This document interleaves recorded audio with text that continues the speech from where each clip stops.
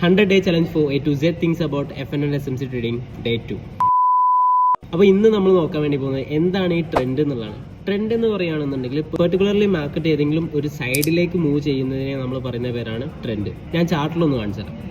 ഈ ഒരു ചാർട്ടിലേക്ക് വരാണെന്നുണ്ടെങ്കിൽ നമുക്ക് ട്രെൻഡ് കണ്ടുപിടിക്കാൻ ഏറ്റവും എളുപ്പ വഴി എന്ന് പറയുന്നത് മാർക്കറ്റിൽ ഏതെങ്കിലും ഒരു ഹൈയും ലോയും നമ്മൾ സ്പോട്ട് ചെയ്യാം.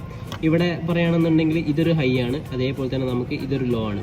ഇതിൽ ഹൈ ബ്രേക്ക് ചെയ്യുകയാണെന്നുണ്ടെങ്കിൽ മാർക്കറ്റ് ഒരു അപ്പ് ട്രെൻഡ് ആയിട്ട് പോകുന്നുണ്ടെന്നുള്ളതും, അഥവാ അതിൻ്റെ ഒരു ലോ ബ്രേക്ക് ചെയ്യുകയാണെന്നുണ്ടെങ്കിൽ മാർക്കറ്റ് അതിൻ്റെ ഒരു ഡൗൺ ട്രെൻഡ് ആയിട്ടാണ് മാർക്കറ്റ് പോകുന്നത് എന്നുള്ളത് നമുക്ക് മനസ്സിലാക്കാം. അപ്പോൾ ഈ ഒരു പെർട്ടിക്കുലർ പോയിന്റിൽ മാർക്കറ്റ് ഇപ്പം താഴോട്ടാണ് വന്നിട്ടുള്ളത്. സോ ഇതൊരു ഡൗൺ ട്രെൻഡ് ആണ്. ഇനിയും നമുക്ക് ഇവിടെ എന്താ മനസ്സിലാക്കാം, ഇവിടെ മാർക്കറ്റ് വീണ്ടും ഈ ഒരു ലോ ബ്രേക്ക് ചെയ്യുകയാണെന്നുണ്ടെങ്കിൽ മാർക്കറ്റ് ഡൗൺ ട്രെൻഡ് കണ്ടിന്യൂ ചെയ്ത് പോവുകയാണെന്നുള്ളത് നമുക്ക് മനസ്സിലാക്കാൻ വേണ്ടി പറ്റും.